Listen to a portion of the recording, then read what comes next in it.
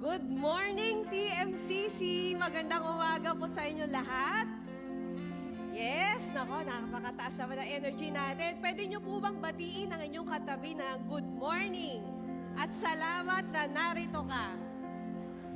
Yan. Okay, good morning. Good morning din po sa ating mga onliners. Kayo po ay inaanyayahan namin na mag-comment ng good morning. I-greet nyo rin po yung mga nanonood. At pwede nyo pong i-share ang live stream na to sa ating mga kakilala, kaibigan, kamag-anak upang makapag-worship din po sila kagaya natin. Ayan. Okay, iniimbatahan po natin yung mga nasa likod. Kung pwede rin po kayong pumunta sa harap, no? Para mas malapit po kayo sa grasya. Ayan. Sige po. Baka may kilala po kayo dyan na hindi nyo kakilala. I-greet nyo po sila. No? Katabi nyo, I guess. So gusto rin po nating i-welcome si Kuya Rodel Bonete. Ayan, invited po kay Kuya Mark Batan. Pwede po bang tumayo? Ayan, welcome po kayo sa TMCC, Kuya. Ayan. At welcome din po kay Kuya Malco Landrito. Invited by Kuya Chris Lagarte. Pwede po ba kayong maanyayahan na tumayo? Ayun si Kuya. Ayan, welcome po. Welcome sa TMCC. Kami po ay napakasaya na kayo ay nandito at tayo po ay maghanda para purihin ang ating Diyos.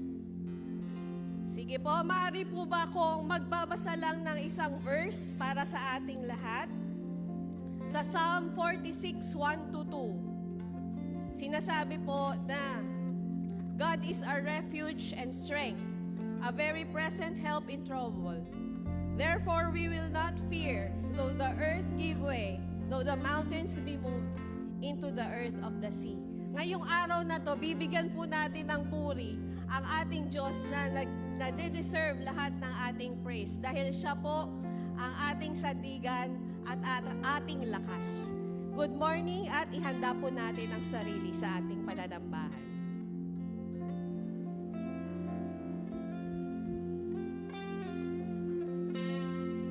Ayan, magandang umaga po. Sige po, sabay-sabay po tayong tumayo at ngayong umaga na to, papupurihan po natin ng ating Diyos.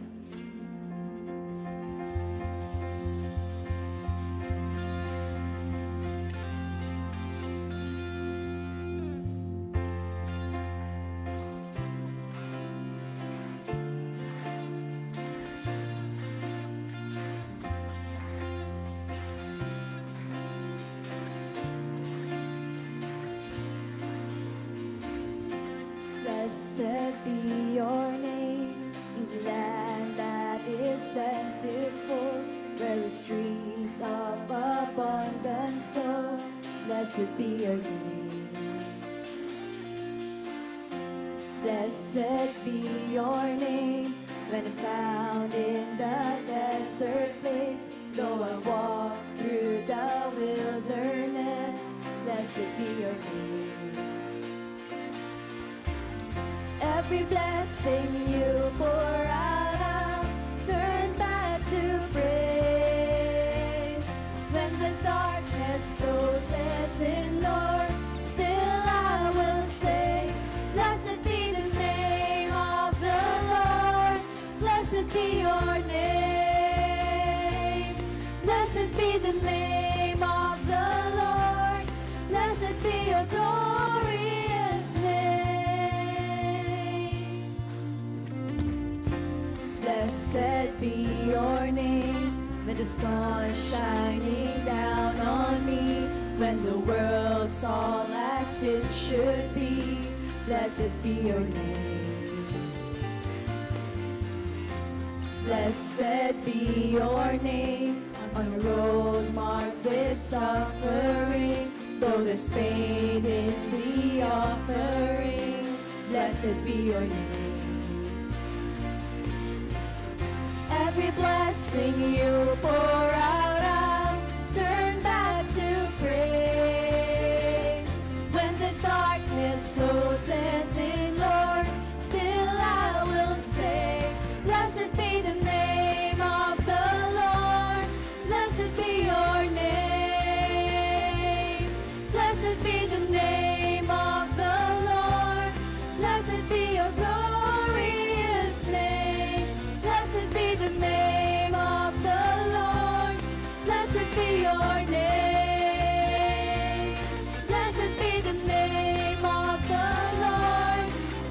be your glorious name. You give and take away. You give and take away. My heart will choose to say, Lord, blessed be your name. Every blessing you pour out, I'll turn back to praise. When the darkness closes in, Lord, still I will say, every blessing you pour out, I'll turn back to praise. When the darkness closes in, Lord, still I will say, blessed be the name of the Lord. Blessed be your name. Blessed be the name of the Lord.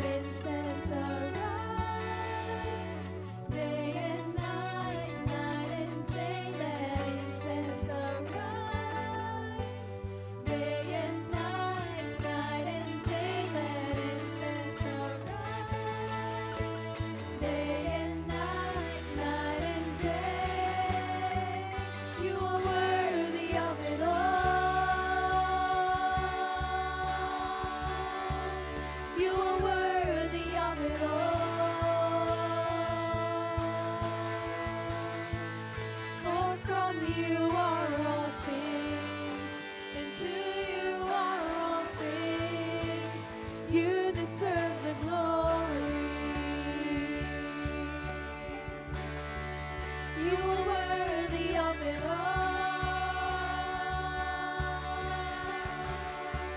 You are worthy of it all.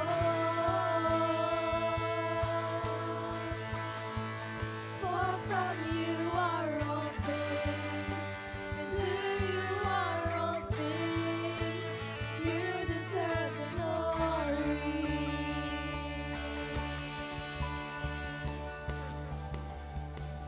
Day and night, night and day, let incense arise.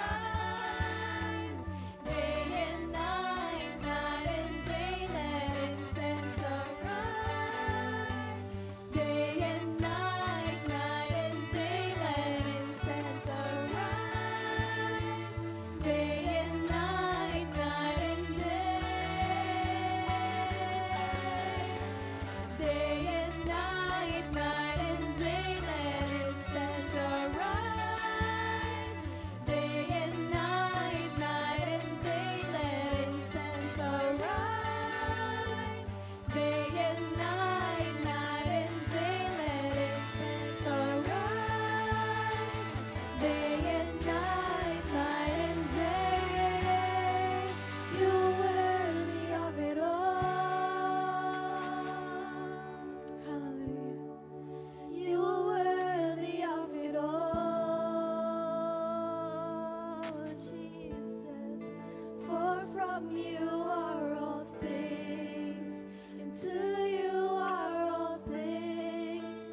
You deserve the glory. You are worthy of it all. You are worthy of it all. For from you are all things, and to you are all things. You deserve the glory. Worship you, Father. Hallelujah, Lord. Thank you, Jesus. Continue to worship you, Father. Hallelujah. Praise your name, Jesus. Praise you, Father God. Worship you. Thank you, Lord. You stood before creation, eternity in your hand. You spoke the earth into motion, my soul now to stand.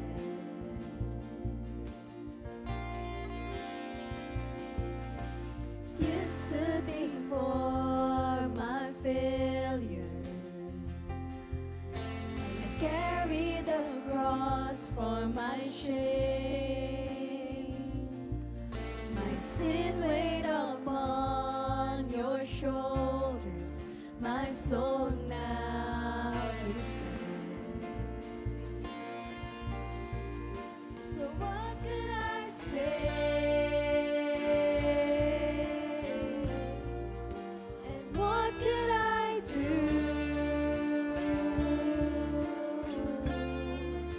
But offer this heart, oh God, completely to you.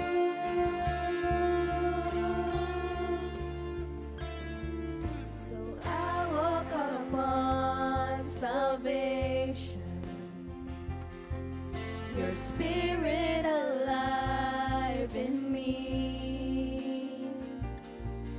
This life to declare your promise, my soul now to stand. So what could I say? And what could I do?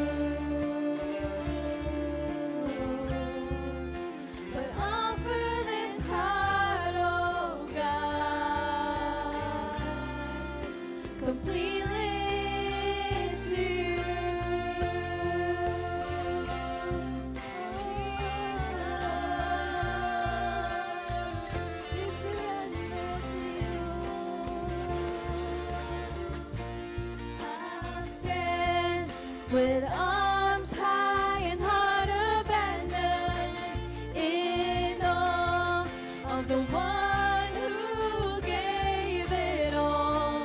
I'll stand, my soul, Lord, to you surrendered. All I am is yours.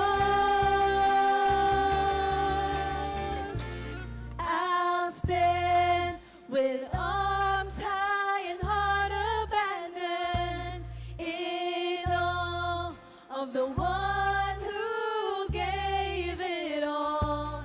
I'll stand, my soul, Lord, to you surrendered. All I am is yours. I'll stand with arms high and heart abandoned in awe of the one who gave it all. I'll stand, my soul, Lord, to you surrendered. All I am is yours.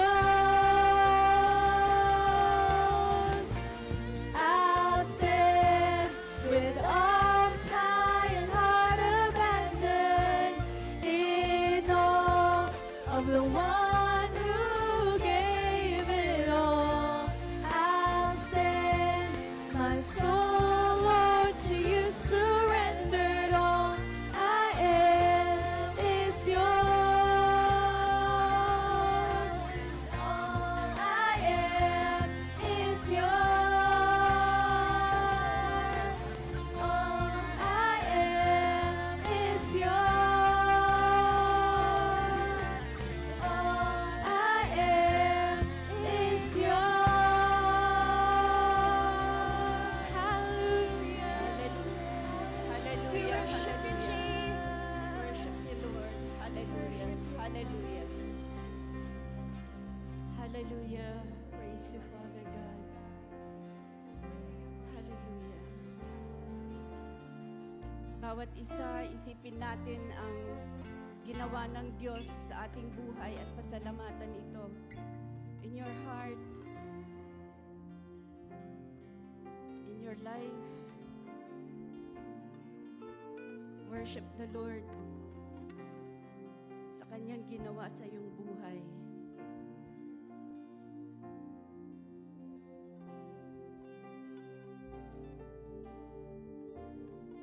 Hallelujah. Praise you, Lord. Praise you, Lord. Salamat po, Panginoon.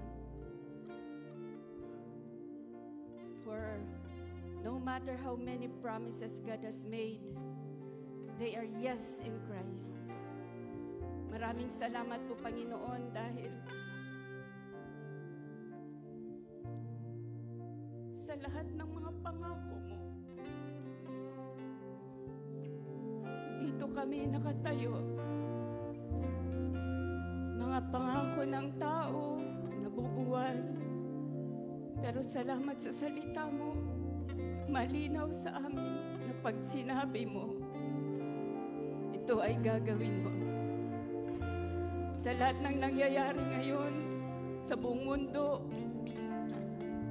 politically, economically, ramdam namin ang hirap po, Panginoon.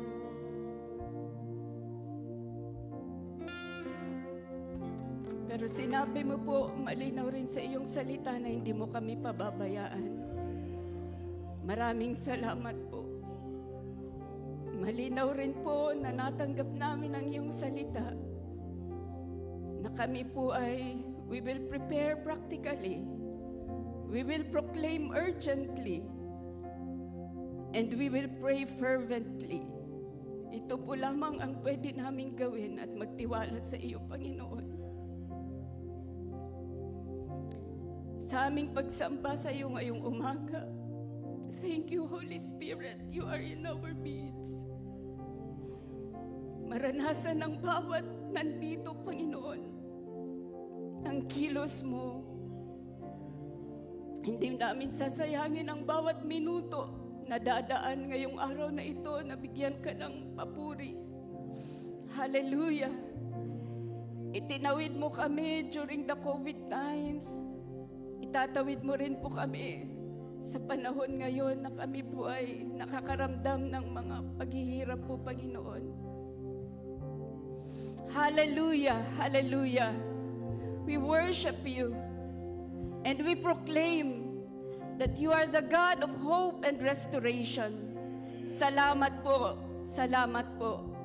We also pray, Lord God, sa lahat ng mga kapatid namin na dumaraan sa sakit.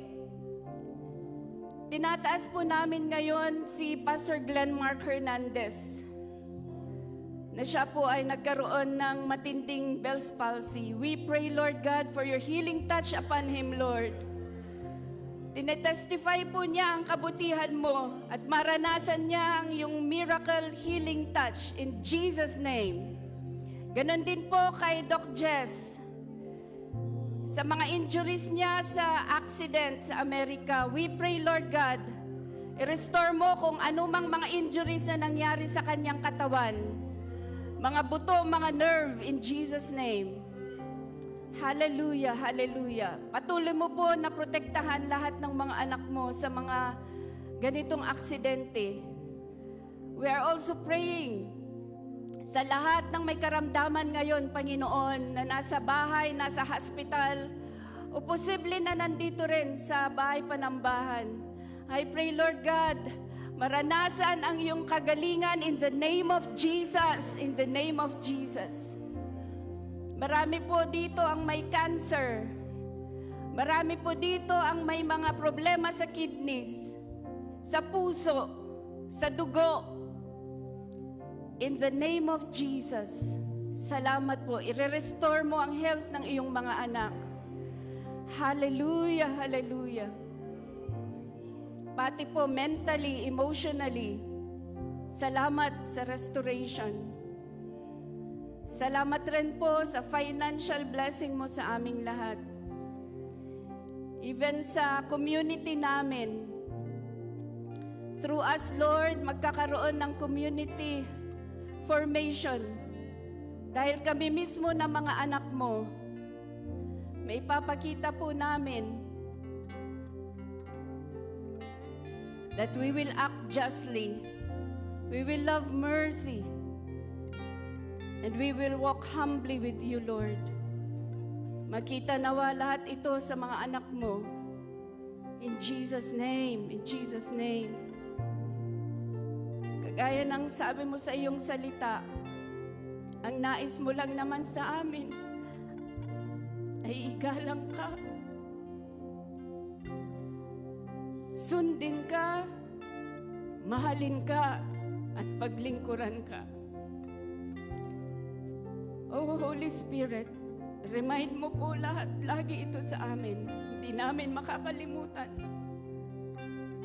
Nagalangin ang aming Diyos ng buong buhay with all our heart and soul. Maraming salamat. Salamat po, Lord, sa patuloy na pagpuri namin sa iyo through our giving.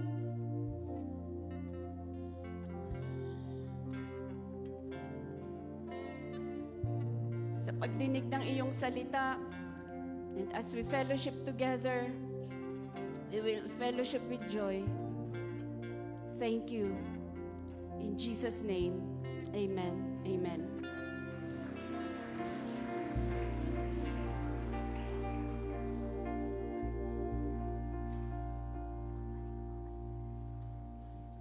Amen.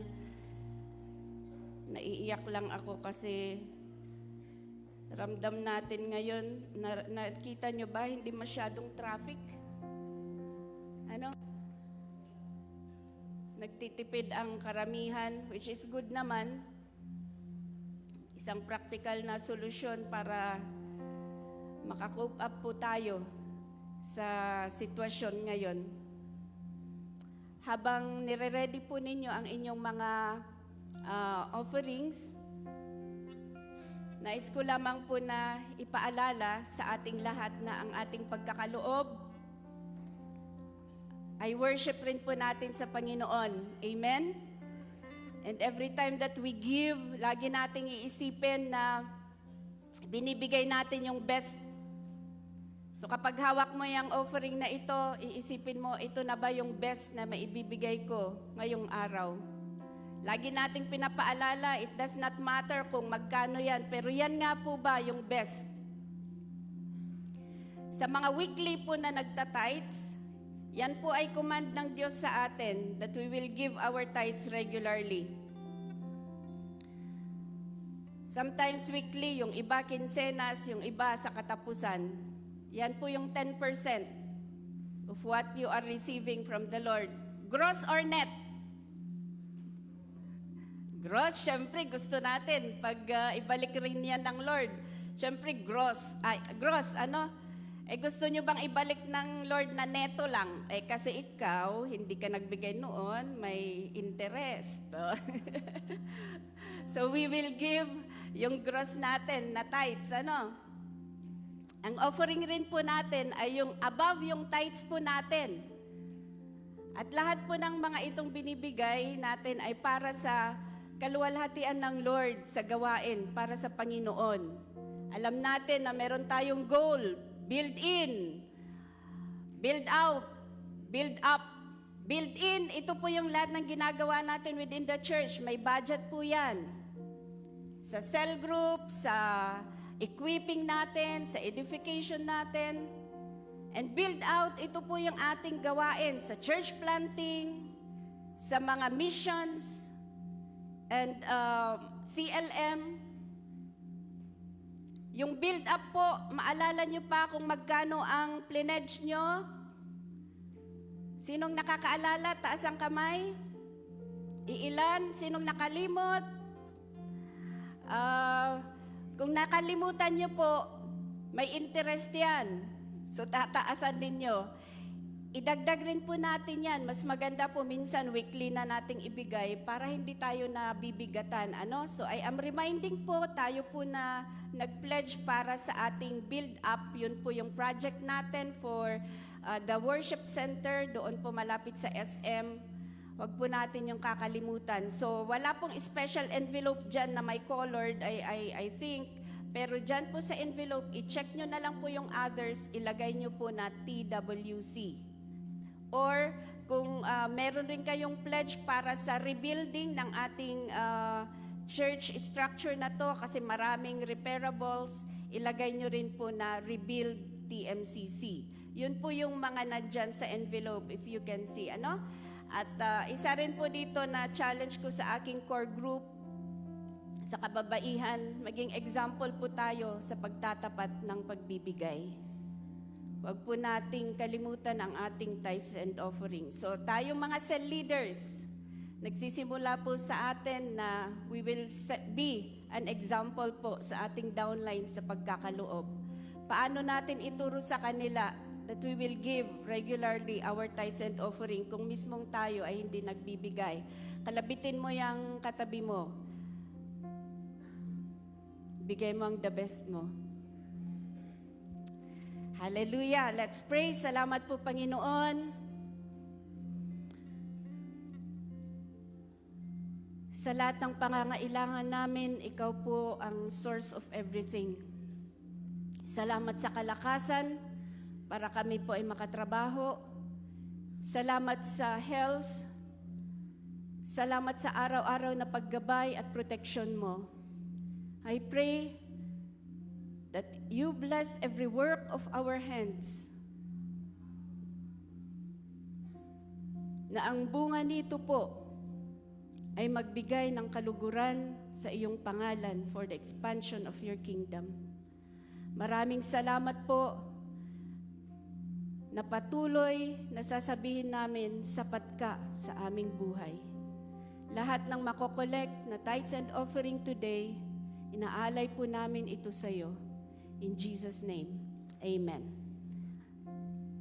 Ushers, kunin nyo na po. Nakangiti kayo para maganda rin ang ngiti ng ating mga kapatid.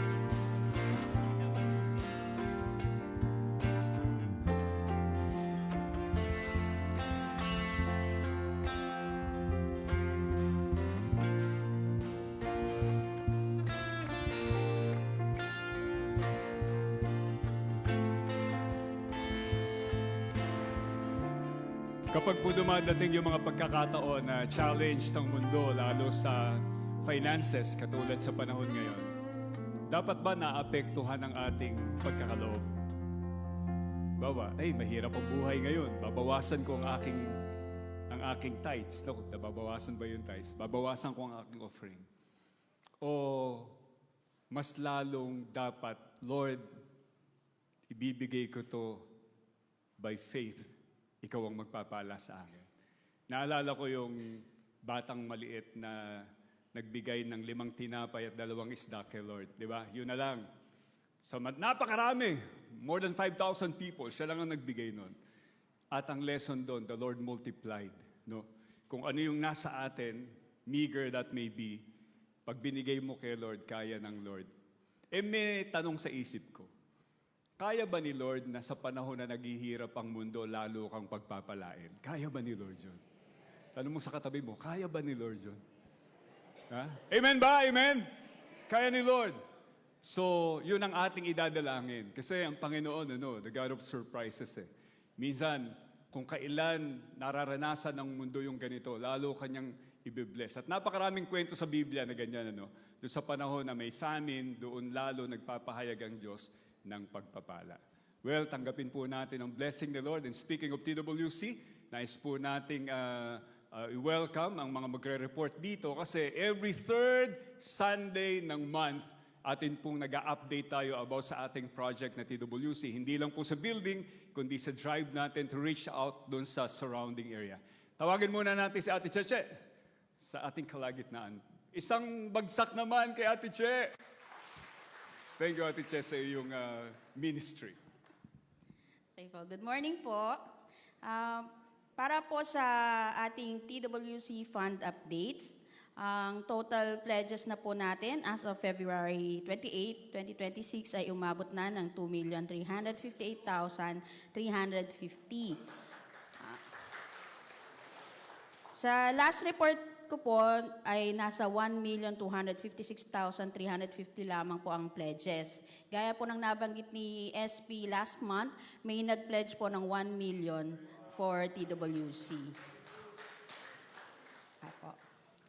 Para naman po sa actual na naging collections para sa TWC, yung blue po sa graph ay ang mga pledgers o yung mga nagbigay ng pledge forms. At yung orange naman po ay mga nagbibigay sa TWC na hindi nakapagbigay ng pledge forms. So, sineparate ko po yun. Noong January po ay may 107 pledgers na nagbigay ng kanilang pledge at umabot ito sa 69,950. At ang non-pledgers naman po ay nasa 74,088. Para naman po sa February, nasa 33,100 ang mga pledgers at 135,300 sa non-pledgers. Malaki po ang pumasok ng February dahil may nagkaloob mula sa Balikbayan Fellowship. In summary po, ang ating TWC fund from previous years ay nasa 5,718,422. Ito po ay yung mula sa designated or mula sa general fund na sinube na nasa 1,365,000 at ang restricted or donated ay nasa 4,353,422.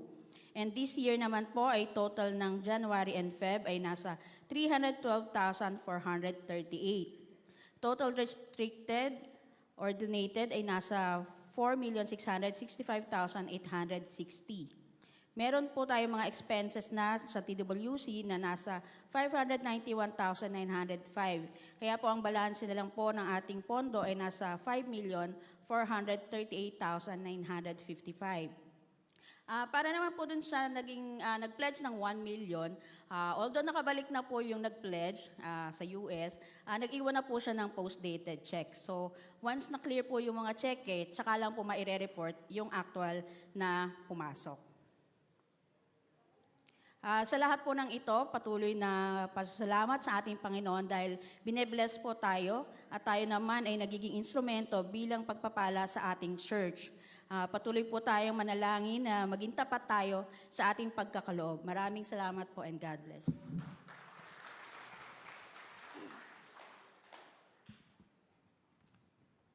Salamat. Good morning po. Ako naman po ay mag-update para sa ating pong Kerugma branch. So habang tayo po ay nananalangin para sa structure ng ating TWC, ang Kerugma branch po ay naghahanda at nananalangin kung papaano, sino ang mga taong gagamitin upang maabot ang mga taong nakatira sa area po ng TWC. Actually, hindi na naman po sa area ng TWC. Buong Taytay po ang pinapanalangin natin. So 5 barangay po yun. So karamihan po na nandito ay nakatira sa Taytay, Cainta, at siguro po may konting Angono at may konting Binangonan, no? So meron po siguro nag-iisip, gusto kong abutin ang aking mga kamag-anak, mga kaibigan, mga katrabaho, pero wala akong kakayanan. Lagi pong tanong yan eh. At hindi ko alam kung paano ko sisimulan. Lagi ring tanong yan sa sarili, no? Meron po tayong inihahanda na T40 orientation sa March 27 po. Ito po ay Friday, last Friday of the month. 6 p.m. po dito sa David Hall. Ang nagtuturo po nito ay sina Pastor James Cantoria from Philippine Challenge at yung anak po niya, si Pastor Benj Cantoria. So ito po ay open sa lahat. Lahat po na interesado, lahat na gustong matuto, paano magsisimula ng OBS o Outreach Bible Study, paano ko ma-share ang gospel sa aking mga kamag-anak, mga kasama sa bahay. Attend po kayo kasi open po ito at ito po ay, pag naintindihan nyo po, hindi po siya mahirap. Para ka pong nakikipagkwentuhan lang sa iyong mga neighbors. So, March 27 po, last Friday, 6 p.m. po, lahat ay imbitado po. At para sa update po na may ginagawa ang ating mga kasamahan sa church upang ma-reach out ang mga mahal sa buhay, may isang grupo po ng mga kababaihan na nag-Jericho March na po sila last week. So, pinapanalangin po nila yung isang area doon sa Monte Vista, pinangunahan po ito ng Auntie Beth at Tita B, tsaka po kasama yung mga intercessors. Nag-Jericho March na po sila, nananalangin na sila na mag-open po. At may isang pamilya po na pinapanalangin para makapagsimula ng OBS sa Monte Vista. So, salamat po sa buhay ng mga kasamahan natin sa iglesia na may puso upang abutin po yung mga kakilala at mga mahal sa buhay. Ang isang grupo naman po ng kalalakihan ay may ginawang step para maabot naman po ang mga tiga-kapalaran, ang mga kapalaran TODA sa tricycle po yun, no? Asosasyon ng mga tricycle driver. Ito po ay grupo ni Hami, ni Architect Ega, ni na Levi, at yung iba pa nilang kasamahan, na inopen po yung venue ng ating TWC. Wala pa pong nakatayo doon, pero inopen po natin sa kanila na doon po sila mag-meeting, yung TODA. So isang paraan po yun para ma-reach out natin yung mga kalalakihan sa maraming paraan po. At salamat po sa buhay muli ng mga kasama natin sa church doon sa puso nila para ma-reach out yung mga kalalakihan na ito. So may mga nagtatrabaho na po at nananalangin. At meron din pong gawain ang Men on Fire na sinabi sa akin na meron silang plano na mag-visitation through bike. Ang tawag po nila ay Visitleta. Kung kayo po ay may bike, sama po kayo sa kanila. Bibisitahin po nila ang mga kalalakihan, nakakilala nila dito around Taytay at around TWC. So, panalangin po natin mga kasamahan sa iglesia na maraming lugar po at tahanan ang mag-open ng OBS para makapag-share po tayo ng gospel. Unang-una, yun po ang command ng Lord, go and make disciples. So, panalangin po natin to at samahan po natin ang ating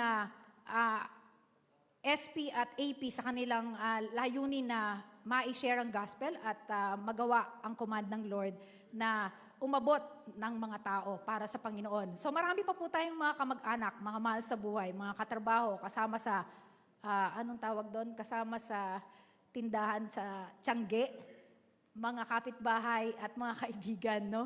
Alam ko magagaling mga tiga-Taytay, makipagkwentuhan. So, lagyan natin siya ng kwentong may kwenta. Hindi yung kwenta na 1 plus 3 plus kinita. Hindi yan. So, panalangin po natin at muli nagpapasalamat po ang kasamahan, ang leadership sa ginagawa po ng ating mga kasamaan na grupo dito sa ating iglesia. Purihin po ang Panginoon. Thank you, Ate Mayet. Di ba nagsusumba ka?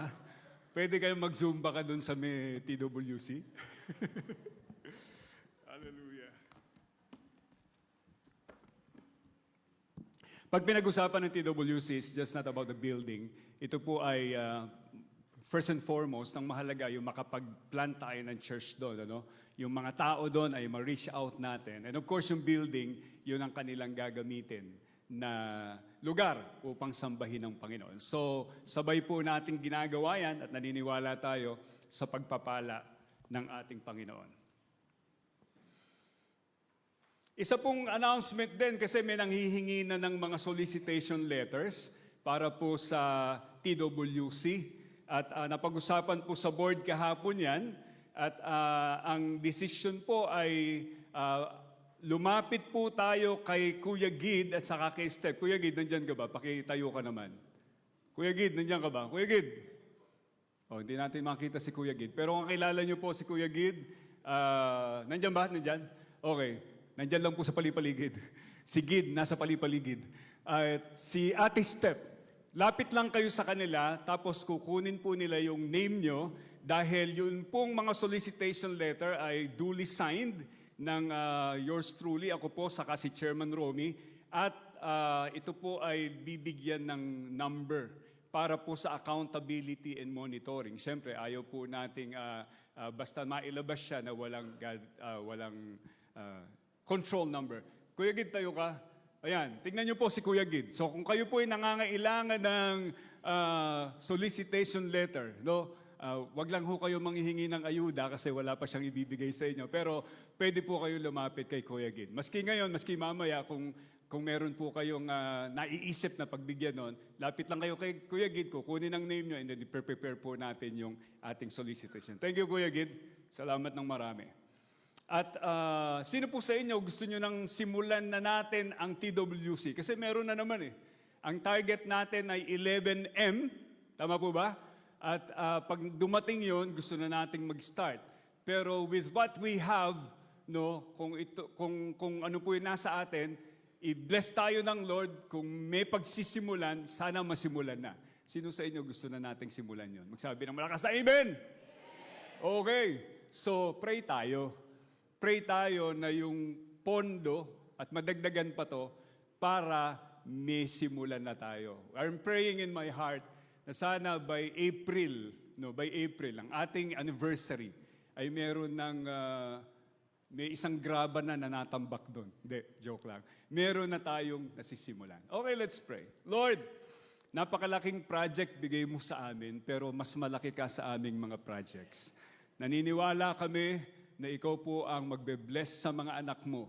Lahat ng nagpe-pray, lahat ng tumutuwang, lahat ng nagkakaloob, ang buong TMCC. Sa panahon na ang buong mundo ay challenged, pero tumitingala po kami sa iyo na pinanggagalingan ng lahat ng aming tulong. Ikaw na maker of heaven and earth, kaya mo pong pagpalain ang bawat isang anak mo, nang higit-higit pa sa aming inaasahan. Even this day, Lord, this morning, as we listen to your words, pagpalain mo po ang bawat isa sa amin. Pati na po ang iyong lingkod, gamitin mo po akong instrumento sa kaluwalhatian mo. In Jesus' name. Amen. Amen. Nagkakwentuhan kami kahapon ng mga board at isa sa kwentuhan namin ay may sinabi si Jaira. Sabi niya, noon daw World War II, tila napanood niya to sa kung ano man, sa Netflix or whatever. Bago daw pumutok ang digmaan, may mga planted na espiya na pala ng mga Hapon dito sa Pinas. In fact, si Thomas Mapua, yung pong founder ng MIT, Mapua Institute of Technology, daw ay kinaibigan at inampon ang isang Japanese young man. Napakahusay po daw nitong gumawa ng bonsai. Siyempre, yung bonsai, sila yata ang isa sa mga nag-iimbento niyan. At dahil doon, ito pong young Japanese man ay naging parang gardener nitong si Mapua. In time po na pumutok yung gera, suddenly, ito palang young man na to, no?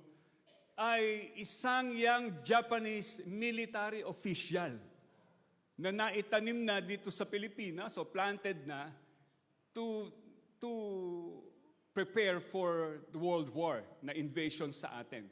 Siya pala ay isang opisyal ng Japanese Imperial Army. Ngayon, China naman ang gumagawa nito sa atin. Mukhang seryoso po ang mga balita. Last month lang, isang estudyanteng Mongolian na naka-enroll sa flying school dito sa Pilipinas ay napatunayang espiya pala ng China. Isa pala siyang licensed pilot ng Chinese military. Si Alice Guo ng Banban at ang dalawang Tan brothers ng Benguet ay nakapasok na sa ating mga key positions ng local government. Ilan pa kaya sila na hindi pa na-found out? This week lang, 3 Filipino civilian workers, isa sa Department of National Defense at 2 sa National Coast Guards, nahuling nagpapasa ng intelligence informations sa isang Chinese handler. Nababalita niyo po ba yon? At alam niyo po ba, kumikita sila ng 5 to 6 digits per information na ipapasa nila dito sa Chinese handler na to. Modern makapili lang. Tapos, marami pa tayong nasa Senado na hindi mo malaman ang loyalty at ang patriotism kung ito ay sa Pilipinas o sa China na. Mas mukhang kakampi nila ang China kaysa sa interes ng ating inang bayan. Tawag sa kanila ng iba, mga Chinador. Pera-pera lang ba yan? O pagmamahal sa bayan? Natatandaan niyo pa ba na may more than 2 million undocumented Chinese people dito sa ating bansa, as reported by the spokesperson of our military or army? Gaano kaya karami sa mga 2 million na to ang military personnel ng China? Hindi malayong magigising na lang tayo isang umaga. Ang Pilipinas ay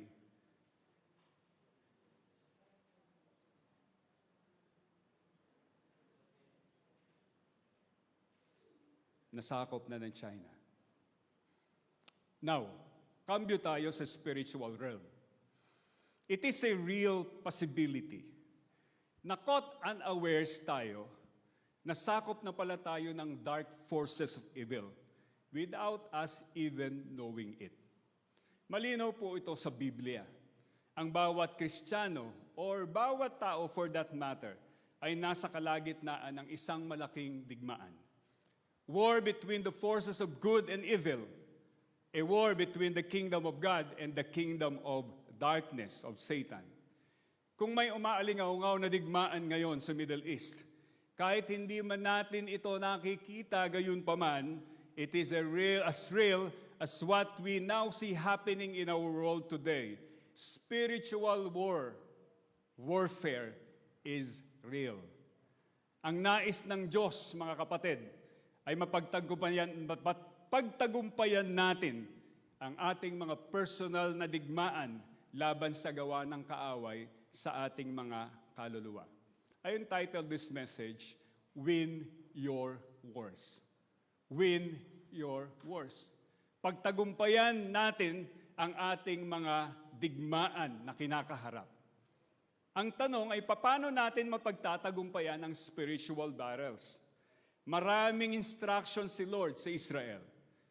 If you are reading with us, a chapter a day, nung Monday, chapter 18 hanggang ngayon, chapter 25. Marami pong instructions si Lord sa Israel. At kasama dito ang instructions kapag sila ay mag-engage sa digmaan. Now I would like us to read chapter 20 ng Deuteronomy. At doon po natin huhugutin ang mga prinsipyo kung paano tayo magtatagumpay sa mga digmaang spiritual sa ating buhay. We will read first chapter 20, verse 1 hanggang 4, at kukuha lang po tayo ng mga talata doon sa buong chapter. So hindi po natin babasahin buong chapter. For context purposes, Deuteronomy 20:1-4, ito po ang sabi. When you go to war against your enemies and see horses and chariots and an army greater than yours, do not be afraid of them, because the Lord your God who brought you up out of Egypt, will be with you.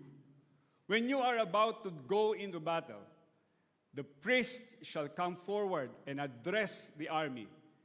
He shall say, Hear, O Israel, today you are going into battle against your enemies. Do not be faint-hearted or afraid. Do not panic or be terrified by them. For the Lord your God is the one who goes with you to fight for you against your enemies, to give you victory, etc. So titingnan niyo po yung mga proceeding verses. Makikita niyo yung iba pang mga bilin ni Moses. Ito po ay literal, no? Talaga pong in-instruct ng Diyos ang Israel nung sila po ay papasok na doon sa Promised Land. At isa sa instruction nga niya ay patungkol sa pakikitigma nila. Pero bagamat literal po ito, sa ating panahon ngayon, na tayo din ay engaged sa spiritual battle or war ng ating buhay, ano-ano ang matututunan natin mula dito sa passage na to? Paano ka magtatagumpay? Pero baka hindi nyo gusto eh. Tanungin ko muna kayo. Sino dito gusto nyo panalo kayo dahil kay Kristo? Magsabi ng amen. Amen. Sino dito gusto nyo talunin natin si Satanas? Magsabi ng amen. Amen. Pero ang totoo, tayo po ay talagang inaatake ng diablo. If you do not feel being attacked by the enemy, think again. No. Kasi ang linaw sa Bible yan eh. Tayo po ay inaatake ng kaaway in several ways. So paano natin matagtatagumpayan? Ang una, tingnan po natin sa verse 17. Sabi doon sa verse 17, completely destroy them. The Hittites, Amorites, Canaanites, Perizzites, Hivites, and Jebusites, as the Lord your God has commanded you. Ang una po na nakita ko dito ay, we need to know our enemies. Identify who your enemy is. Nang utusan ng Diyos ang Israel na lipulin ang mga Canaanites, nilinaw ng Diyos kung sino ang kanilang kalaban. Ang mga Hiteo, Amoreo, Canaaneo, Perezeo, Hibeteo at Jebuseo. Marami pang karatig grupo ng mga tao sa paligid ng Kanaan, pero hindi po sila included sa pinalulusob ng Diyos sa kanila. Kumbaga sa Amerika at Israel, ang tinitira nilang malinaw ay ang Iran. Ang Iran, hindi malaman kung sinong tinitira. Kahit sino na lang yata, pati ang mga Middle East countries na supposedly ay kabalahibo niya.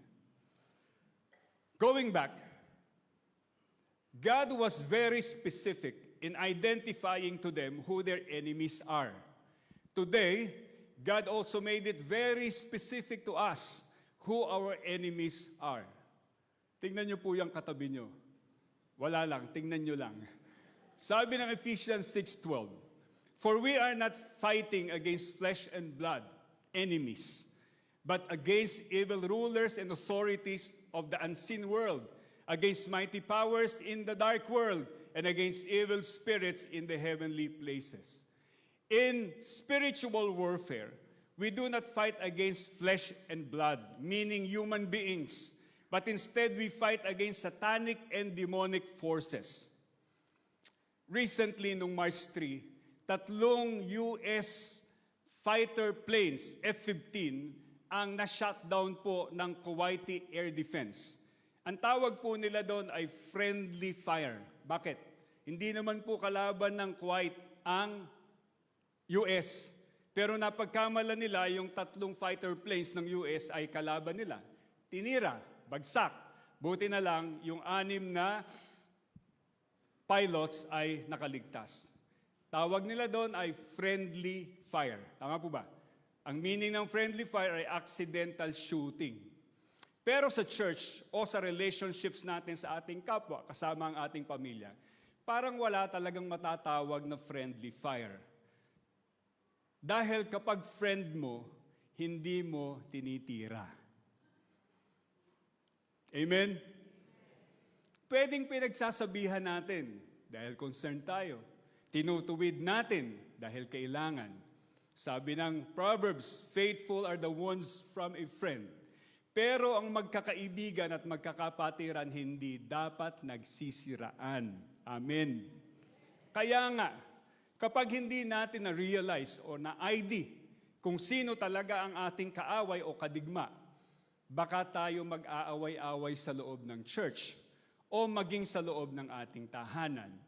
Again, the Bible says, sapagkat hindi tayo nakikipaglaban sa mga tao, kundi sa mga pinuno, mga kapangyarihan, sa mga tagapamahala ng kadilimang umiiral sa libutan ito, at sa mga hukbong spiritual na kasamahan ng kasamaan sa hinpapawid.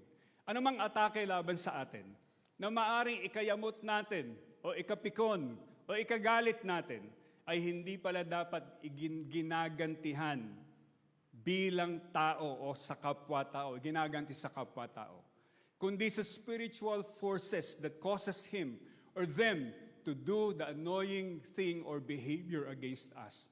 Ultimately, sa bawat gawi o galaw ng tao na mali, masama at nakasisira, may dyablo na siyang nag-uudyok sa likod nito. Remember when Jesus rebuked Peter, sabi ni Jesus, "Get thee behind me, Satan. Your thoughts are not of God, but of man." Ang tinitira ni Kristo ay yung spirito na nag-uudyok kay Pedro ng maling kaisipan. Pero ang tao, sabi ng Panginoon, hindi dapat kinakalaban. Love your enemies. Tingin uli sa katabi. Okay, wag lang. Tingin lang. Love your enemies. Bless those who curse you. Do good to those who despitefully used you. Forgive those who have sinned against you. Dahil yung mga tao, hindi sila talagang kalaban natin. Actually, biktima din sila. Si Satan at ang kanyang kampon, mga kampon, sila ang tunay na enemies natin. Pero kasama sa strategy niya ang pag-away-awayin tayo.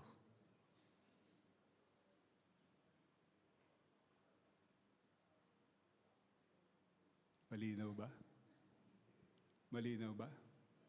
Sino sa inyo ang nangaaway? Taas ang kamay. Sino sa inyo ang ninangaway? Taas ang kamay. Well, sabi ng Bible, hindi daw tayo magkakalaban. Okay, sabihin sa katabi, magkasangga tayo. Magkakampi tayo! Dahil magkakapatid tayo sa Panginoon. Yung mga differences natin, pinag-uusapan yan. Hindi chinichismis doon sa taong dapat makipag-ayos. At ang gusto ni Lord, tayo po ay nagkakaisa. Pero tanong, sino po natutuwa pagka tayo nag-aaway-away? Sino po natutuwa pag tayo nagsisiraan? Sino po ang panalo kapag hindi tayo nagpapatawaran? Alam na this. So we need to really identify sino ba yung kalaban ko. Sabi nga ng isa sa SP12, pagka daw silang mag-asawa ay nag-aaway at yung asawa niya ay pinapagalitan siya at kung ano-ano sinasabi sa kanya, bigla daw niyang pipigilin at ipapaalala niya, mahal, tandaan mo, pagkatapos ng lahat ng ito, magkakampi pa rin tayo. Well, napakaganda. Kahit may mga bagay tayong hindi pinagkakaintindihan o iba-iba ang point of view natin, POV, ang mahalaga, kakampi pa rin tayo kay Lord. Amen? Now, kasama sa pag-ID sa ating enemy ay ang pagkaalam ng kanyang strategy. The Bible calls it the wiles of the devil, ang mga pakana ng dyablo. The devil is a master deceptor. Sabi ng Lord, you are children of your father, the devil. He is a liar from the beginning. Ang expert po sa pagsisinungaling ay si Satanas, deception. Siya ang nanlilin lang sa tao mula't mula pa, panahon pa ni Eva at Adan. Sinimulan na niya ang panlilinlang. Kung si Jesus ay katotohanan, si Satanas ay kasinungalingan. Nung huling cell group namin, D-cell, napag-usapan namin yung UFO, UAP at saka mga aliens.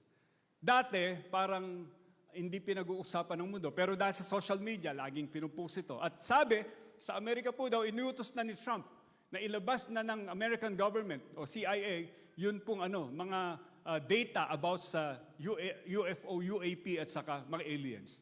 Tanong, totoo ba to? Totoo bang meron? Totoo bang merong mga aliens or nilalang galing sa ibang planeta na pumunta dito sa mundo? Kung Bible lang tatanungin, wala tayong makikita na mga aliens, no? Ang aliens lang galing sa ibang bansa, punta dito, di ba, aliens, hindi citizen. Pero yung aliens from other planets, wala kang makikita sa Bible. Ang nilalang lang ay si Eva at si Adan.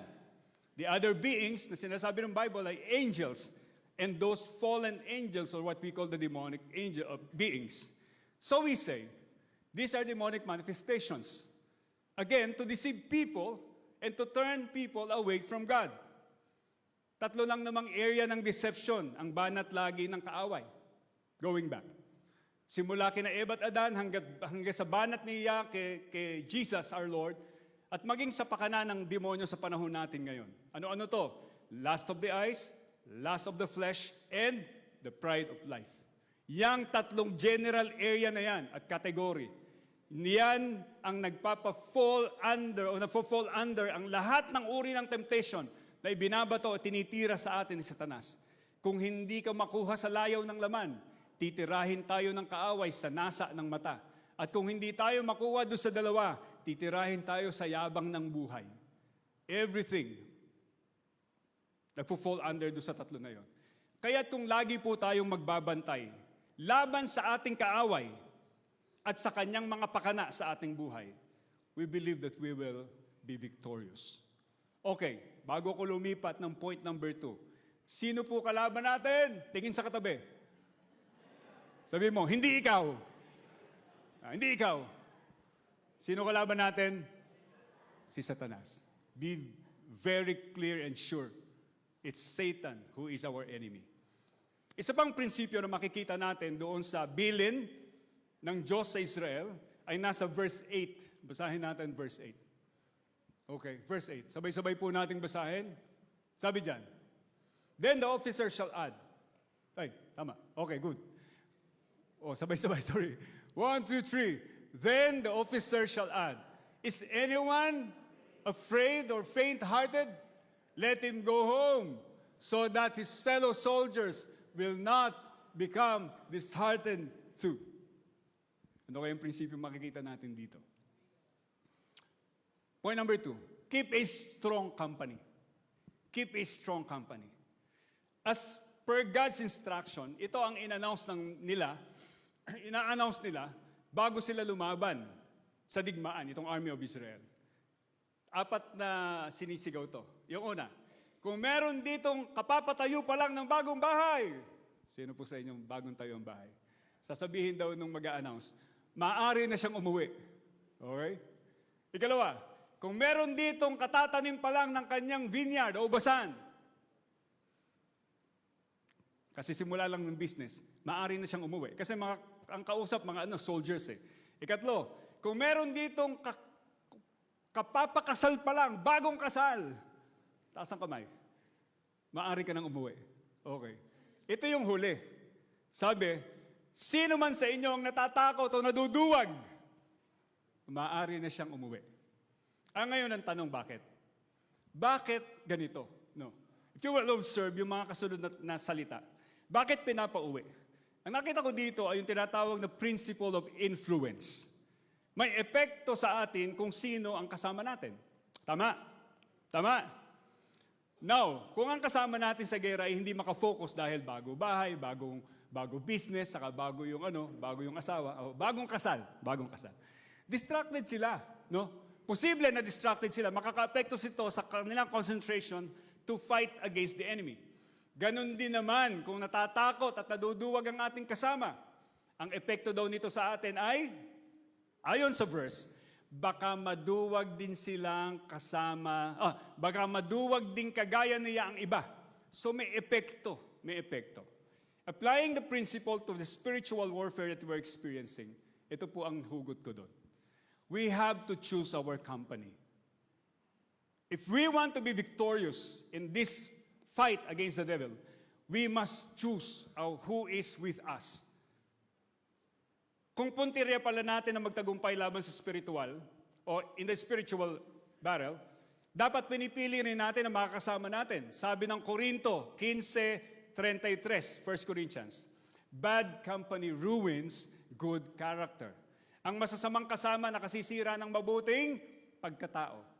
Sabi ng Psalm chapter 1, blessed is the man who walketh not in the counsel of the wicked, who standeth not in the way of sinners, nor sits on the seat of the scornful. Kapag nais nating matagumpay sa laban, piliin natin ang ating mga dabarkads. No? Ang mga taong committed kay Lord, dapat ang ating pinipili. Dito na po papasok ang importansya ng tinatawag nating discipleship groups o discipleship cells. We need not fight our battles alone. Hindi tayo nilikha ng Diyos as an island. Tayo po ay inilagay ng Lord sa church. Inilagay tayo ng Lord sa ating mga Christian brothers. God has designed His church to be an army of many. Hindi ka po si Rambo. Hindi na uso si Rambo. Noong panahon po namin yan ang tinatawag na one-man fighting machine. Kilala niyo pa ba si Rambo? Hindi na. Sino kilala niyo ngayon? Itanong niyo sa ChatGPT. God has surrounded us with brothers and sisters in Christ who will defend us and fight with us to overcome the wiles of the enemy. Ika nga ng isang SP12, pastorang maganda sa diesel, masusure mo na at least once a week man lang, may mga taong makakasama kang mananalangin para sa'yo. Amen po ba? Kasama yon. Ang ating discipleship cells ay nilagay ng Lord dyan para tayo palakasin o magpalakasan. Pero kasama yung plus doon sa prayer, sa diesel may mga kapatiran na tutulong sa'yo sa healing process kung sugatan ng iyong puso o sa laban ng buhay. Sa diesel may mag-encourage sa atin kapag tayo downhearted sa mga laban natin sa buhay. Sa diesel may mga advice tayo na matatanggap na kakailanganin natin kung kailangan natin ng gabay sa ating decision making. Sa diesel may lalaban kasama natin para mapagtagumpayan natin ang atake ng demonyo sa ating buhay at sa ating pamilya. In other words, sa diesel may kasangga ka lagi sa buhay. Huwag niyo pong isipin na sinasabi kong diesel ay yung mahal na. Alam niyo po magkano ng diesel ngayon? 84 pesos per litro.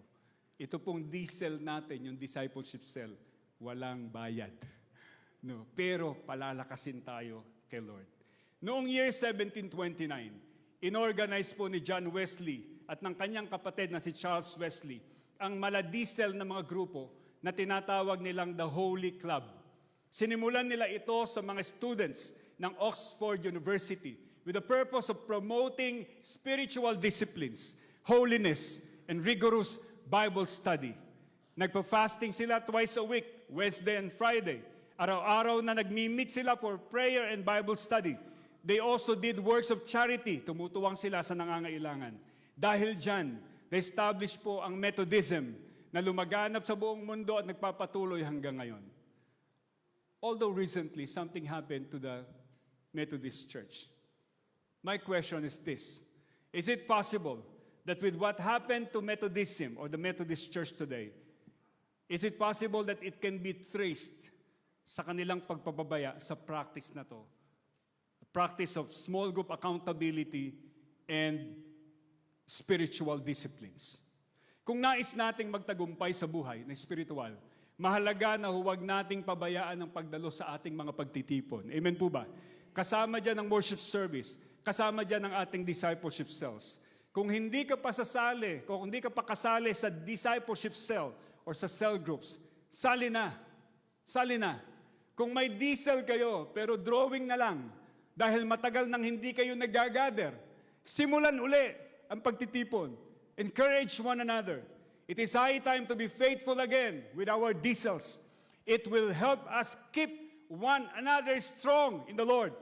Lalo na ngayon na nalalapit na ang pagdating ng Panginoon. Okay, so how do you win your wars? Ano una? Identify your enemy. Number 2, keep a strong company. Finally, punta po tayo sa verse 4. Nabasa na natin kanina, but I would like to read it again. Sabi ng verse 4, "For the Lord your God is the one who goes with you to fight for you against your enemies to give you victory." Ikatlo na pwede nating paghugutan, a principle we can hold on to win our victories sa ating wars. Enforce God's authority.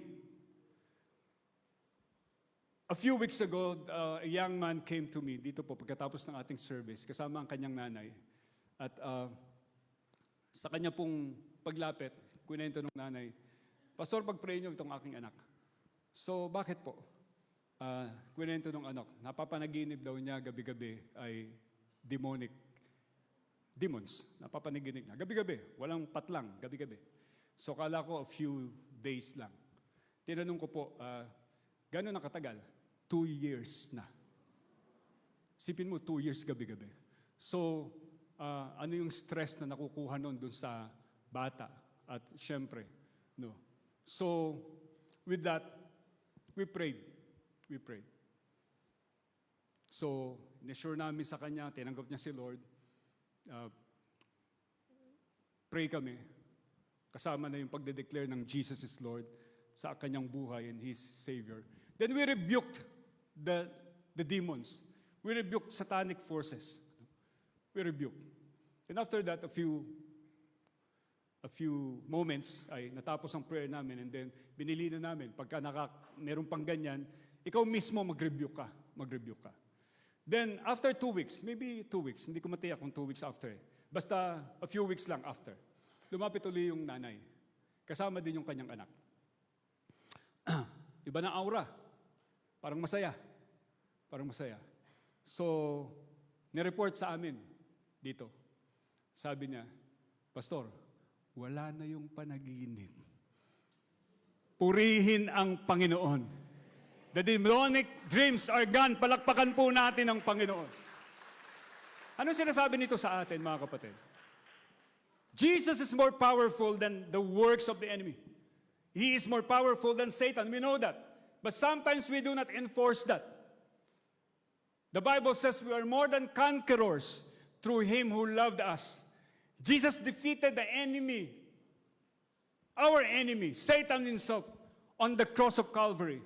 Sabi ng Hebrews 2:14, that by His death, He might break the power of Him, referring to Satan, who holds the power over death. Tinalo na ni Jesus si Satanas sa digmaan doon sa krus ng Kalbaryo.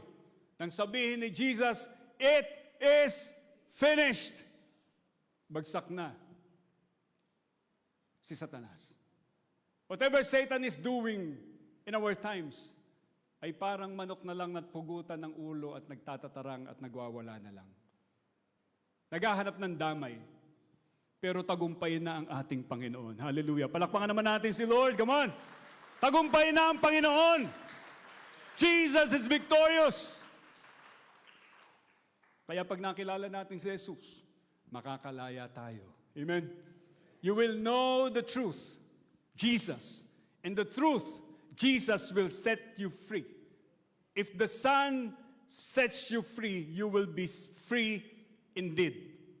Now, sabi ni Jesus, "I have given you authority to trample on snakes and scorpions and to overcome all the powers of the enemy. Nothing shall by any means hurt you." Sabi ni Lord, promise niya, "I have given you authority." Binigay na ni Lord sa atin ang kanyang kapangyarihan, ang karapatan to enforce His victory over Satan and all his demons. Ang kailangan na lang po natin ay ipatupad ito. Ano daw ang kaibahan ng prayer, declaration at decreeing? Naadadaanan ko lang to. Hindi ko ginagamit karaniwan yung word na declare saka yung word na decree. No, yung prayer, of course, alam natin yan. Pero one preacher says this, or said this. Ito daw ang kaibahan ng tatlong yun. Ang prayer daw ay, it's a relationship with God. We know that. We communicate with God through prayer.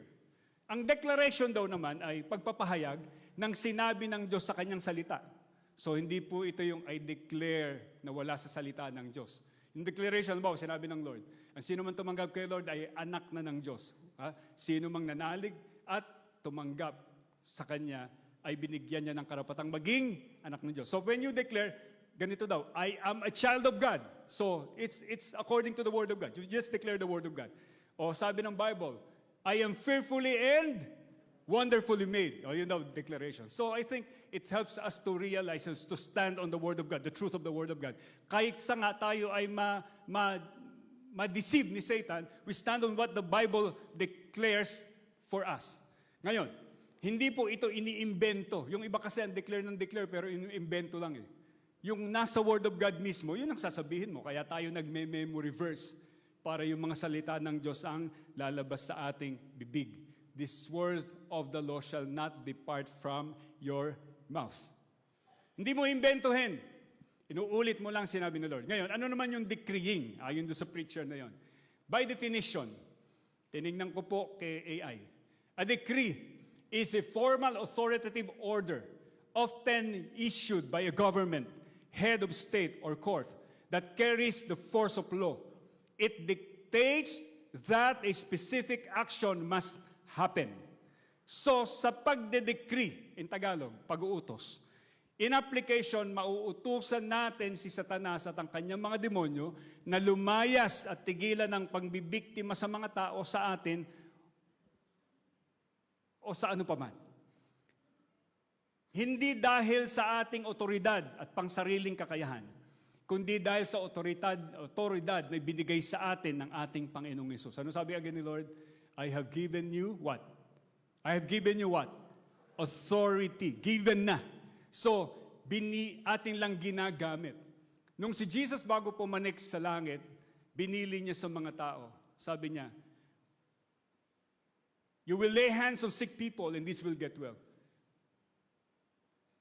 You will command demon spirits and they will go away. Meron kang pwedeng gawin because you're given authority.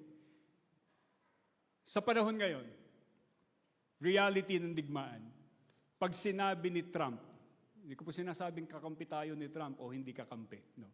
Pero observation, pag sinabi ng head of state ng Amerika, tirahin ng Iran, ginagawa ng mga militar. Tayo po ay binigyan ng Lord ng kapangyarihan in His Spirit. But you shall receive power when the Holy Spirit comes on you. And you will be my witnesses. If you will read the book of Acts, they witnessed in word, but also in wonders and miracles. Nakita po ang mga mirakulo, nagpalaya sila ng mga demonyo, nagpagaling sila ng may sakit. Dineklara nila ang kapangyarihan ng Panginoon. Habang humahayo po tayo, nag-evangelize, nag-church plant, nagmi-mission, we are enforcing the kingdom of God. When we share the word of God to people and people receive the word of God, the salvation from the Lord Jesus, sila rin po ay mapapalaya because we, the church, is in a rescue mission to bring people from the power of darkness into the kingdom of God and of His Son, Jesus Christ. Dito ko magtatapos. Ito ang tanong. Ngayon, mga kapatid, kanginong kingdom ka? Tayo tayo. Kanginong panig ka? What kingdom do you belong? In what kingdom? Ikaw po ba ay nasa kaharian pa ng kadiliman? Tayo po ba ay nasa kaharian na ng kaliwanagan kay Kristo? We need to choose. We need to choose. Kung ginugulo tayo ng kaaway, tinitira ng dyablo ang ating relasyon, mag-asawa, pamilya, church people, para bang sinisira tayo ng kaaway, you need to remember, we need to be reminded, the thief cometh, but to kill, to steal, and to destroy. But Jesus said, I have come that you might have life, and have it more abundantly.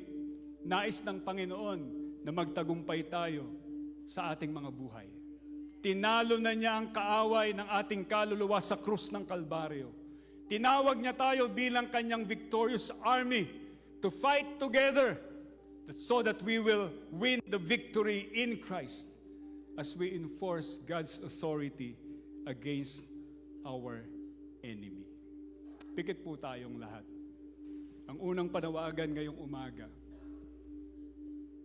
gusto mo ba na ang Panginoong Yesus ang maghari sa buhay mo? Maaring hindi mo pa pinagpapasyahan ito, but this is the command of the Lord. Go and make disciples of all nations, disciples of Christ. When we preach the word, we need to ask for decision, and this is what we're doing right now. We need to decide, Lord, iwan ko na po ang kadiliman, tatalikuran ko na po gawa ni Satanas. Gusto ko po, pagharian mo ako. Sabi ni Pablo, if you confess with your mouth, with your lips, that Jesus Christ is Lord, and believe in your heart that God raised Him from the dead, you will be saved. Kung nais mong pagharian ka ng Panginoon, you need to confess, Jesus, ikaw na ang Lord ng buhay ko. Hallelujah! You need to confess, Jesus, ikaw na ang Savior ng buhay ko simula ngayon. Kung di po man nagagawa yan, you want to do it right now. Kung ikaw man ay online o nandito ka, sumunod ka sa payak na panalangin na to, sabihin mo, Panginoong Yesus, ipinapahayag ko ng aking labi, ikaw ang aking Panginoon, Jesus. Ipinapahayag ng aking puso, ikaw ang aking tagapagligtas. Simula sa oras na to, pagharian mo ang aking buhay. Isama mo ko sa iyong kaharian. Tinatanggap ko ang iyong banal na Espiritu. Salamat sa buhay na walang hanggan. Amen. Ikalawang panawagan. Hindi ko po alam kung anong parte ng buhay natin ang ginugulo ng kaaway. Ikaw lang, minsan, yun nga, hindi mo na i-share sa iba, pero you know that you're being attacked by the enemy. Naniniwala ako nandito ang banal na Espiritu, ang kapangyarihan ng Diyos to set us free. Kung merong anumang pinapakailaman si Satan sa buhay natin, maybe that's a relationship, maybe finances, maybe your ministry, whatever. Alam mong ginugulo kayo na kaaway. O maybe you feel it in your heart, parang inaatake ko. Maaari po bang itaas mo kamay mo? We'd like to pray for you. Sige po, hindi ko na kayo tatanungin kung ano yan. Basta you just feel, you just want to be free from any attack of the enemy, any work of the enemy sa buhay niyo. Maybe physically, merong kakaramdaman. Sa Bible, sa New Testament, maraming karamdaman doon, demon caused. Pinagaling ni Lord. Taas mo kamay mo. Pray tayo. Hallelujah. Hallelujah. Hallelujah. Hallelujah. Lord Jesus, we declare you our Lord dito sa TMCC. Walang ibang Panginoon at Diyos ang church na to kundi ikaw. And we welcome your Holy Spirit upon our midst right now. We reject the works of the enemy. Hindi po namin wine-welcome si Satanas at kanyang mga demonyo. Tinatanggihan po namin ang kanilang mga gawa in Jesus' name. At ang tinatanggap po namin ay ang kilos mo, ang katotohanan, at ang kilos ng banal na Espiritu sa aming mga buhay. Panginoon, dinedeklara po namin na kami mga anak mo kasi sinabi mo. Dinedeklara din namin na ikaw ang Diyos na tutugon sa aming panalangin. At sa oras po na to, sinasansala namin ang lahat ng gawa ng kaaway in Jesus' name. Yung karamdaman na yan, sa pangalan ni Jesus, we rebuke right now. Sa pangalan ng Panginoong Jesus. Kagalingan dumaloy sa katawan sa pangalan ni Jesus. In Jesus' name. Lord, kung ito'y atake sa mga relasyon, sinisira ng kaaway, ginugulo ng kaaway, sa mag-asawa man to, sa pamilya man, sa relationship sa church or whatever, we declare the peace of Christ upon us in the name of Jesus. And we rebuke, Lord, yung pong panggugulo ng kaaway. Satanas, demonyo, lumayas ka sa mga relasyon na to. Sa pangalan ni Jesus, inuutusan namin kayo sa pangalan ni Jesus. Lumayas kayo sa mga relasyon na to in Jesus' name. And even sa mga businesses, Lord, at sa mga kabuhayan ng mga anak mo, kung meron pong curses na binigay ang kaaway, ang amin pong idine-declare ay yung blessings mo, Panginoon. We speak your word.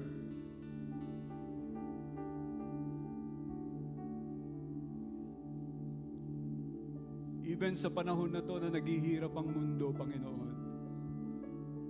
Sa panahon na naghihirap ang mundo, hindi naghihirap ang aming Diyos. And my God shall supply all my needs. And my God shall supply all your needs according to His riches in glory in Christ Jesus. Hindi kami titingin, Panginoon, sa kalalagayan ng kaperahan ng aming gobyerno o ng mundo. Tumitingala kami sa iyo na aming helper, aming katuwang sa buhay. We pray that you will bless your people, O Lord. We will not worry dahil may tatay kaming katulad mo na kumakalinga sa amin, Panginoon. Alagaan mo po ang bawat isa. Maraming salamat po. Lahat po ng naniniwala na tinanggap nyo ang kalayaan mula sa Panginoon, magsabi ng malakas na Amen. Palakpakan po natin ang Panginoon. Hallelujah! Amen! Amen! Makakaupo na po tayo. The Lord bless you.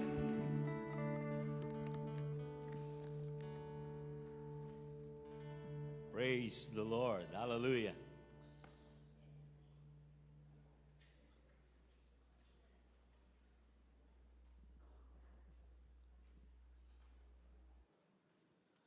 Nagpapasalamat din po natin sa Panginoon ngayong umaga. Ang ilan po sa ating mga panauhin kanina, winelcome na yung ilan. Pero gusto po natin i-welcome mula sa Australia si Arthur Ronald, Gigi, kasama si Marian, yung kanyang misis. Si na Gigi. Pwede ba mahilingan na tumayo? Ayun, sa bandang likod. Kasama din nila si Irene Garcia. Andyan ba si Irene Garcia? Hilingan natin din na tumayo. Ayun, sa bandang likod din. Praise the Lord. Welcome po. Welcome. And si Matthew Javier, anak ni John Wesley. Si Matthew. Ayan, apo ni Pastor Javier yan. Of course, kasama natin kanina, nakita natin si Dr. Rolly de la Cruz. Ayan. At si Amy, Sister Amy. Yan. Welcome po. Madadalas na si Doc Rolly dyan kasi yung kanyang anak nag-aaral dyan sa Faith. Bumibisita na dito sa atin. Welcome po. Baka meron pa mga ilan dyan na hindi nakuha ang pangalan. Mga bago, mga first-timer po. Meron po ba? Mga balikbayan. Kung wala, tayo po tayo. Bigyan po natin ng pagkakataon, kuhanin natin ng pagkakataon na ito na magkamayan. Ayan. Kasama kanina doon sa ating message. Okay? Keep a strong company. Ayan. Bawat isa sa atin. Ayan. Yung mga ngiti nyo, encouraging na yan. Mabate ang isa't isa. Ayan. Welcome po. Praise the Lord. Praise the Lord.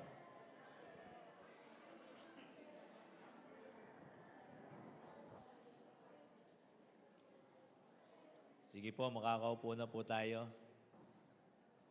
Announcement po, next Sunday, magkakaroon tayo ng Mass Sunday School after ng ating service. At napakaganda po ng ating pag-uusapan. Ang topic is financial management. Ayan. tayo pinagpapala ng Lord, kasama din po dito, pagpapasalamat natin, yung tamang pagmamanage natin dito sa blessing ng Panginoon. Napakahalaga po nito dahil, yun nga,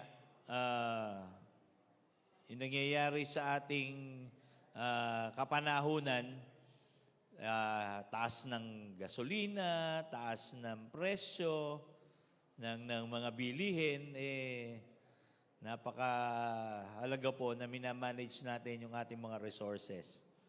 Okay, nang tama, bilang mabubuting mga katiwala ng Diyos. Hindi tayo pagkukulangin ng Panginoon. Amen po ba? Hindi tayo pagkukulangin ng Panginoon. Pero dapat din natin matutunan kung paano ito i-manage ng tama ayon sa salita ng Diyos. Okay? So, meron tayong mga Sunday school next Sunday after the service, kaya nag-imbita na po tayo ng mga PNP at AFP para magbantay dyan sa paligid nyo para hindi kayo makalabas. Pero mamaya, meron tayong Sunday school. Okay? Tawagin po natin si Ate Rachel. Meron po rin siyang i-announce patungkol po sa member care.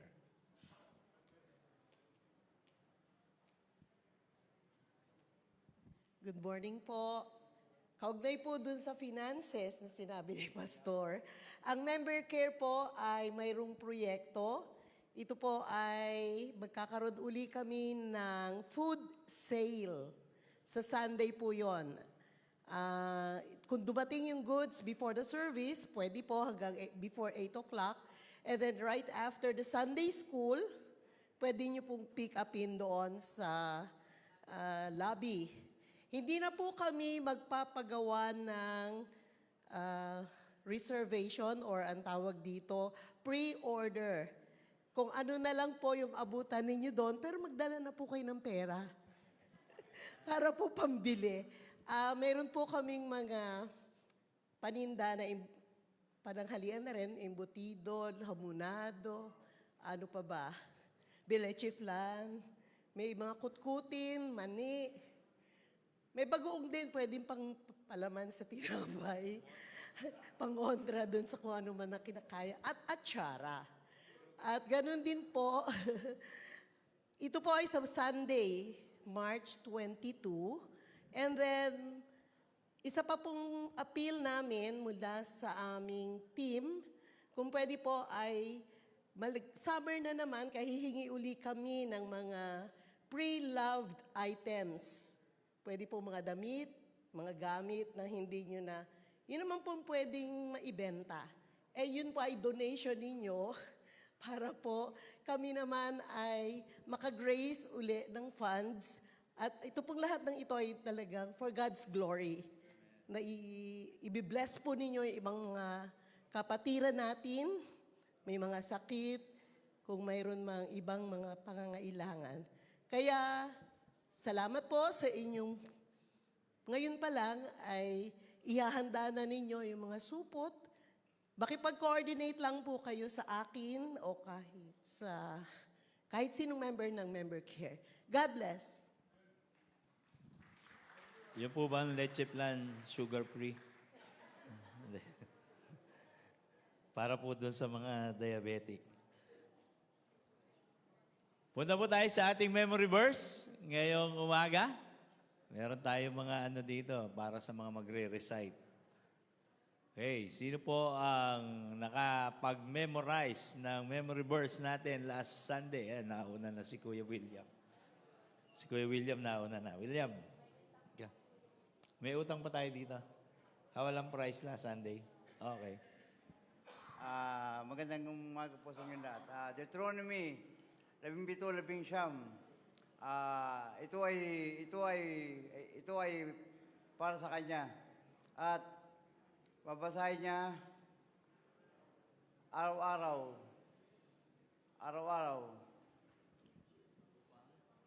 Upang masunod niya, magkaroon siya ng takot kay Yahweh na kanyang Diyos. At upang buong puso niyang masunod ang mga kautusan at tuntunin ni Yahweh. Amen. Ito, Kuya William. Oh. Ay, Kuya William, ito pa pala. No, daming blessing kapag nagre-recite ka. Ayan. Ay, yun ng Sunday. Okay, sino pa? Si... English, ito. Okay. Yeah, English. Okay. Deuteronomy 17 verse 19. It is to be with him, and he is to read it all the days of his life, so that he may learn to revere the Lord, his God, and follow carefully the words of this law and these decrees. Ito ang ano mo.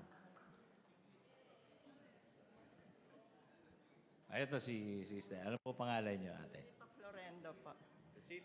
Lolita. Deuteronomy 17:19. Ito po ay para sa kanya. Babasahin niya araw-araw upang matakot, upang magkaroon ng takot kay Yahweh na kanyang Diyos at buong pusong matupad ay masunod ang kanyang kautusan at tuntunin kay Yahweh. Very good. Ito po. Praise the Lord. Dumadami na. Ano sa'yo? English, Tagalog? Parehas. Tagalog. Good morning po. Deuteronomy 17:19. At ito ay para sa kanya upang basahin niya ito araw-araw. At upang magkaroon siya ng takot kay Yahweh na kanyang Diyos. At upang masunod niya ang kautusan at tuntunin ni Yahweh. God is good. Amen. Sino pa? Ikaw. Narito ka na yan. Halika. Ilan pa ba to? Madami pa, madami pa. Nakalimutan ko na agad. Deuteronomy 17:19. It is to be with him, he is to read it all the days of his life, so that he may learn to revere the Lord and follow carefully all the words of these laws and decrees. Ito ay para sa kanya. Tagalog din? Tagalog? Ito ay para sa kanya at babasahin niya araw-araw upang magkaroon siya ng takot sa kay Yahweh na kanyang Diyos at upang buong puso niyang masunod ang mga kautusan at mga tuntunin ni Yahweh. Very good.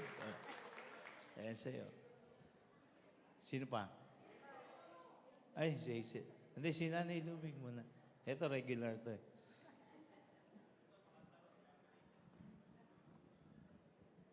Magandang umaga po sa inyong lahat. Ang ating pong memory verse ngayon ay sa Deuteronomy 17, talatang 11. Ito ay para sa kanya at babasahin niya araw-araw upang magkaroon siya ng takot kay Yahweh na kanyang Diyos. At upang buong puso niyang masunod ang mga kautusan at mga tuntunin ni Yahweh. Meron na ba kayong ganito? Wala pa. Yan. Sa inyo yan. Ito naman, kakantahin mo din. Deuteronomy 17:19. Ito ay para sa kanya at babasahin niya araw-araw upang magkaroon siya ng takot upang magkaroon siya ng takot kay Yahweh na kanyang Diyos at buong puso niyang masunod ang mga kautusan at mga tuntunin ni Yahweh. Very good. Ito si Manilyn. Last one ka na. Deuteronomy 17:19. Ito ay para sa kanya at babasahin niya araw-araw upang masunod niya ang kautusan ni Yahweh na kaniyang Diyos at upang buong puso niyang masunod ang mga kautusan at tuntunin ni Yahweh. Meron pa? Meron pa? Meron pa? Bumabagal na lakad, eh.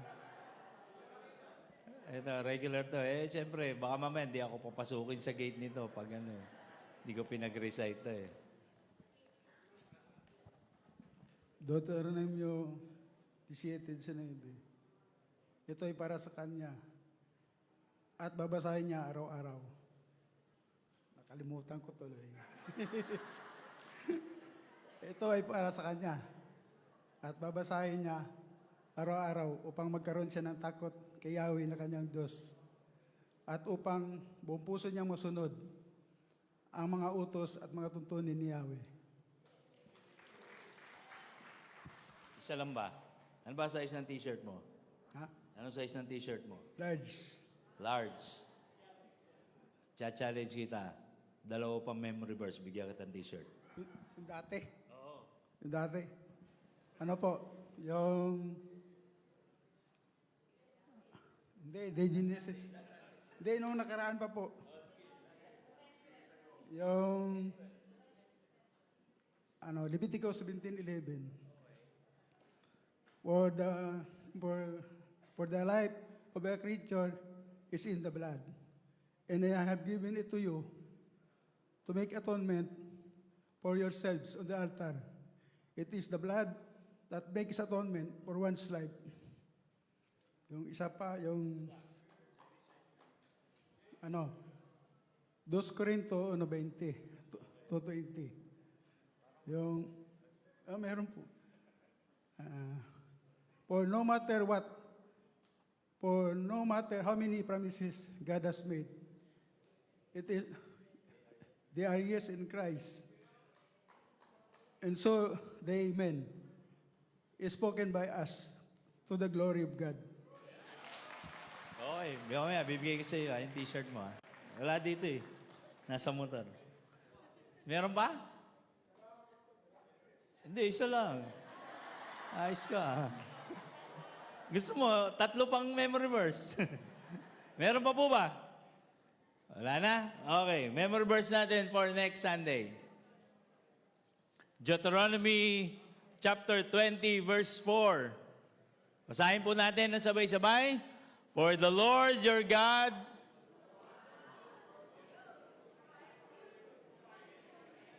to give you victory. Tagalog, sapagkat kasama mo ang Diyos mong si Yahweh, siya ang makikipaglaban para sa iyo at pagtatagumpayin ka niya. Amen. Amen. So, encourage everyone po na patuloy tayo mag-memorize ng salita ng Diyos dahil ito ang ating sandata. Ito ang ating pananggalang sa anumang taktika ng ating kaaway na si Satanas. Tayo po tayong lahat. Hallelujah. Hallelujah. Let's pray, Lord. Nagpapasalamat po kami sa umaga na ito. Salamat po sa pagsama mo po sa amin. Salamat po sa salita mo na aming narinig. At sa katotohanan, Panginoon, na kami ay mananagumpay na dahil sa ginawa mo doon sa krus.